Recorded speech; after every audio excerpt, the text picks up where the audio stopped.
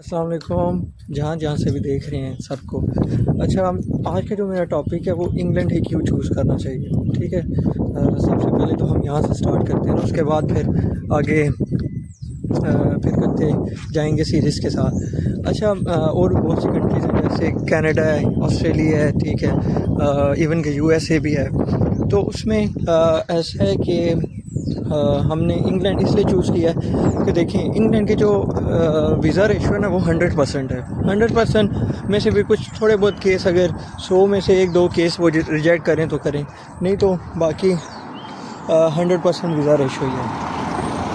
اچھا ٹھیک ہے، اس کے بعد ہم یہ دیکھیں کہ سب سے پہلے جو ہم نے جو دیکھنا ہے وہ یہ ہے کہ جب ہم USA، کینیڈا اور آسٹریلیا اپلائی کریں گے، ان کا جو ویزا کا پروسیس ہے نا وہ پوائنٹ نمبر جو 1 ہے وہ بہت لینتھی ہے۔ وہ تقریباً 8-9 مہینے بھی لگ جاتے ہیں۔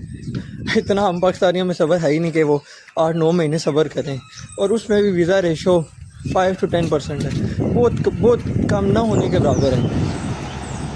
تو جب کہ انگلینڈ کا پروسیس ٹوٹل اگر ہم تیز پروسیس کریں تو 1 مہینے کا، ٹھیک ہے۔ اگر سپتمبر انٹیک کے لیے اگر ہم پروسیس کرتے ہیں تو اگست میں بھی سٹارٹ کریں تو ہمارا 1 مہینے میں ہو سکتا ہے، لیکن جون جولائی میں سٹارٹ کرنا چاہیے، ٹھیک ہے، پہلی بات۔ دوسری بات یہ ہے کہ دوسرا پوائنٹ جو میرے نظر میں جو آسٹریلیا کا ہے نا بینک سٹیٹمنٹ، وہ کم سے کم آپ کی 1 کروڑ پلس، یا مجھے ایگزیکٹ نہیں پتہ، لیکن 1 کروڑ پلس، اور مینٹین جو ہو وہ 3 سے 4 مہینے ہونی چاہیے، ٹھیک ہے۔ اب 3 to 4% وہ لیتے ہیں جو اگر کسی انویسٹر سے رکھوائیں تو یہ کافی بڑا مشکل ہو جاتی ہے ایک انسان کے لیے کہ وہ مطلب اس طرح کرے، ٹھیک ہے۔ اور اگر خود بھی کیا تو چلو پھر اس بندے کے لیے مسئلہ نہیں ہے اسٹیٹمنٹ کا، اگر کوئی بائی کرتا ہے تو اس کے لیے مسئلہ ہو سکتا ہے، 5-6-7 مہینے وہ رکھے گا تو بہت مشکل ہے۔ جبکہ انگلینڈ کے کیس میں وہ یہ ہوتا ہے کہ اگر ہم بینک اسٹیٹمنٹ رکھواتے ہیں نا تو 100% چانس ہوتا ہے ویزا لگنے کا، ٹھیک ہے۔ اگر نہ بھی ہو تو 1 مہینے کے لیے ٹوٹل 28 ڈیز کے لیے ہم رکھواتے ہیں، تو وہ بڑے ایزی سے سب کچھ ہو جاتا ہے۔ اچھا، پھر تیسرا پوائنٹ جو میرے ذہن میں ہے، اور اس میں یہ ہوتا ہے کہ تیسرے پوائنٹ میں کہ ہم جو ایمبیسی کی اپوائنٹمنٹ ہے، آسٹریلیا کے کیس میں ہر کیس میں اپوائنٹمنٹ ہوتی ہے، ٹھیک ہے۔ کوئی تو ویسے ہی ریجیکٹ کر دیتے ہیں اپوائنٹمنٹ سے پہلے ہی، اور کچھ یہ ہوتا ہے کہ ان کی جو اسٹیٹمنٹ ہوتی ہے وہ بہت ان کو چیک اینڈ بیلنس رکھ رہے ہوتے ہیں، ٹھیک ہے۔ جبکہ انگلینڈ کے کیس میں آپ کا یہ ہوتا ہے کہ جو انگلینڈ میں یہ ہوتا ہے کہ ایمبیسی کی جو اپوائنٹمنٹ ہوتی ہے وہ ایزیلی مل جاتی ہے، ٹھیک ہے۔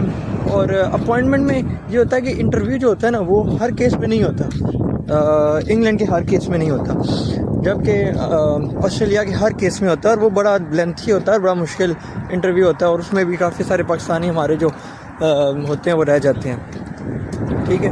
تو انگلینڈ کا دوسرا ایڈوانٹیج یہ ہے، ہاں اب ہم بات کر رہے ہیں کہ جہاں پہ ہم فیس دے کے جائیں گے، باقی اسکالرشپس تو ہوں گی ڈیفینیٹلی ہوں گی، تو ڈفرینٹ کنٹریز میں جیسے اٹلی ہو گیا، اور جرمنی ہو گیا، چائنا ہو گیا، اس طرح کی جو کنٹریز ہیں، اور بیچلرس کی اسکالرشپس ان کنٹریز میں بہت کم ہے، آسٹریلیا ہو گیا، انگلینڈ ہو گیا، باقی PhD میں شاید ماسٹرز میں بھی کم ہے، PhD میں شاید ہیں۔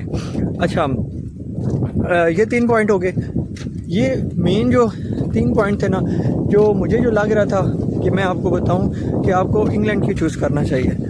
اگر آپ پھر بھی اس کے باوجود بھی اگر آسٹریلیا، کینیڈا یا امریکہ چوز کرتے ہیں تو وہ آپ کی ہے کہ آپ اتنا بڑا لاس 10-15 لاکھ روپے کا لے سکتے ہیں، تو پھر آپ بے شک کریں۔ اچھا جی، یہاں پہ میں آپ کو بھی دکھا دیتا ہوں،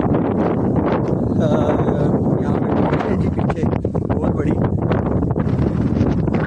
جس کی وجہ سے ہوا بڑی تیز